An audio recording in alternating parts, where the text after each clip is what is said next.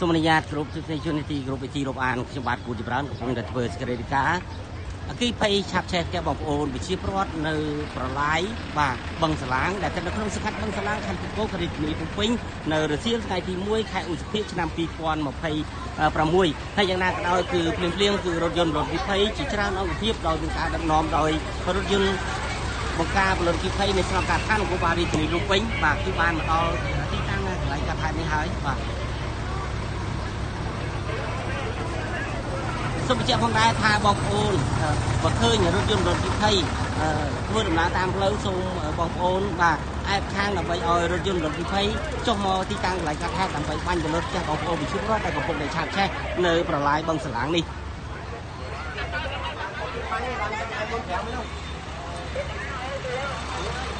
បាទហើយទូមជនបានឃើញថា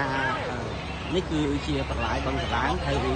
បងប្អូនវិជាប្រវត្តិកំពុងតែចំរោមមើលពេញហើយបាទគឺទាំងបងប្អូនខាងផ្លូវតែម្ដង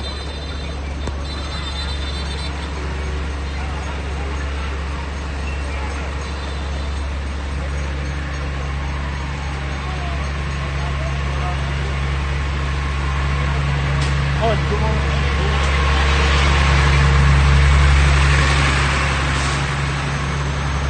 ាទយើងបានឃើញថារថយន្តរថវិភ័យជាច្រើនអង្គភាពគឺមកដល់ទីតាំងកន្លែងកាត់ហេតុហើយក៏បន្តមកជាបន្តបន្ទាប់ដើម្បីការពារទប់ស្កាត់បាទ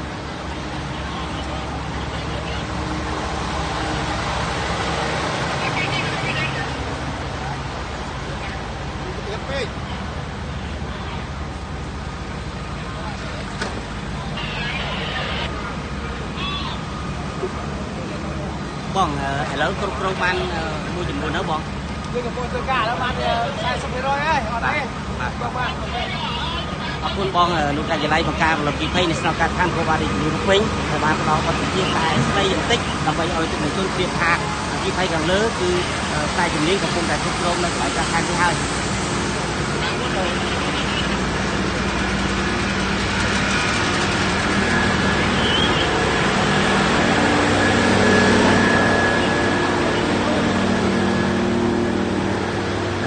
ជនគឺផ្លូវនេះប៉ុនមួយឡានទេបាទ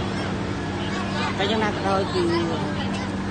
ស្មារតីខណ្ឌទូកោកំពុងតែជំនួយចរាចរណ៍នៅខាងច្រកខាងក្រៅនិងនៅខាងក្នុងដើម្បីការពារបាទសម្ភារៈរបស់បងប្អូនវិជាប្រវត្តិផងដែរពេលនេះយើងឃើញហើយថាផ្ទះដែលឆាប់ឆេះនេះគឺដំបូលប្រក់ដោយស័ង្កសីបាទហើយយើងអត់ទាន់ដឹងថាជាផ្ទះជួលឬក៏ជាផ្ទះផ្ទាល់ខ្លួនរបស់បងប្អូនវិជាប្រវត្តិទេ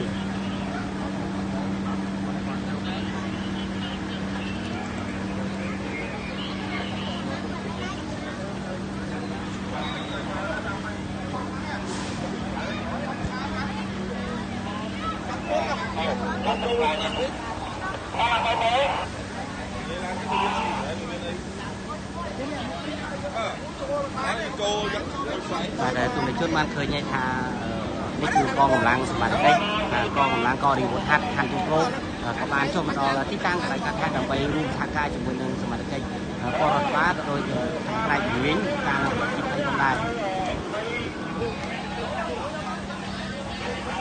នេះគឺនៅមាត់ប្រឡាយបឹងសាឡាងតែម្ដង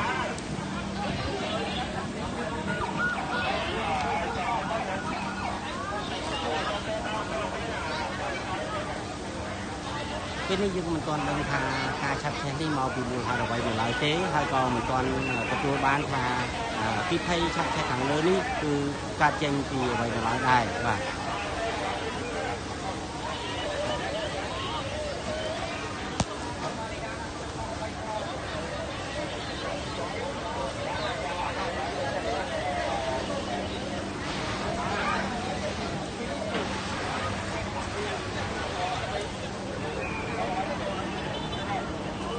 បាទទូនជនគឺកងកម្លាំងចម្រុះរួមទាំងកងកម្លាំងករីវុធហាត់ខណ្ឌទូកោក៏បានចុះមកដល់ទីតាំងកន្លែងកាត់ហេតុក្រោយពីទទួលបានព័ត៌មានពីភ័យឆាប់ឆេះផ្ទះបងប្អូនវិជាប្រវត្តិហើយសូមបញ្ជាក់ផងដែរថាទីតាំងនេះនៅមាត់ប្រឡាយបឹងសាឡាងសង្កាត់បឹងសាឡាងខណ្ឌទូកោរាជធានីភ្នំពេញ ប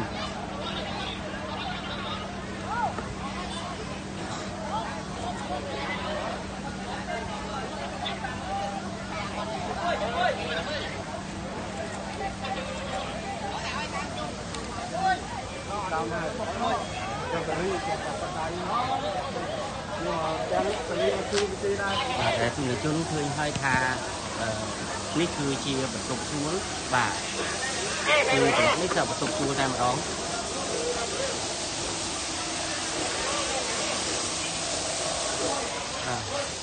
chẳng mơ tới trên nơi bật tục chúa có điện đá nhưng mà còn đang bạc chế và đây là cái đó thì ngày chủ yếu một ca là được khi thấy mình sau vài tháng thì bao vì nó pính còn phong tài vô tài một chương thấy và to thì vô cho nó bay bay chúng ta không nàyนี่คือเชียงประตูชูvà vừa tăng cái đó là phi cho anh là cái đầu tiên thời của bố họ để tăng cây và dân mơ chơi đi lái chia cha là lấy nó cho người chốn ở dân mơ chơi nhất hai chiềuประตูชูvàนี่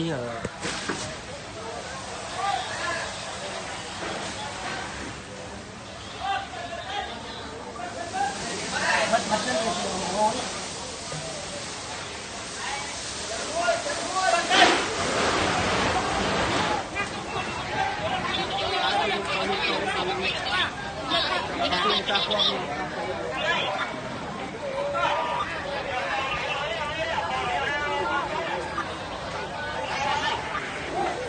chẳng có hai chị cha bọc qua đấy còn vùng đi tăng lại các bạn chúng tôi còn chuyện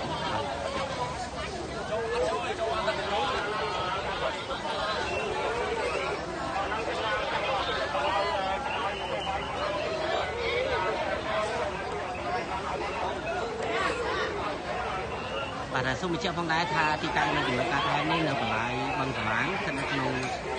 sẽ cắt bằng cả láng thân chú cố cái đi từ trung bình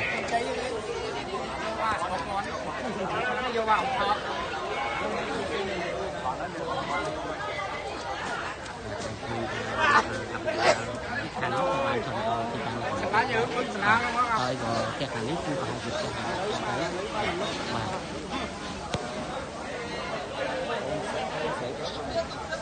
bay phao đâu không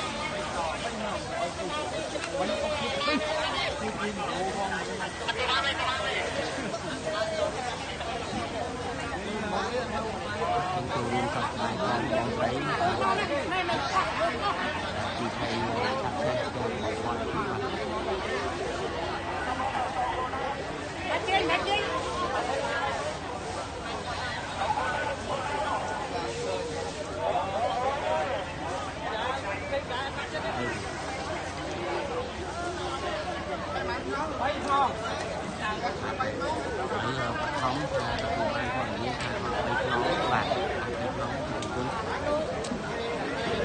bố sẽ nó chắc có cái nhận rồi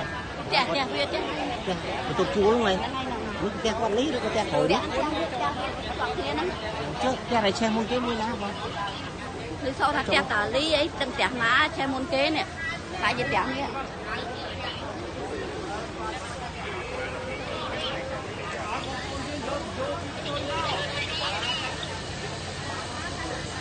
aku pengen pada tambah tambah juga di tempat untuk mau jadi mati di dalam sudah cocok cerita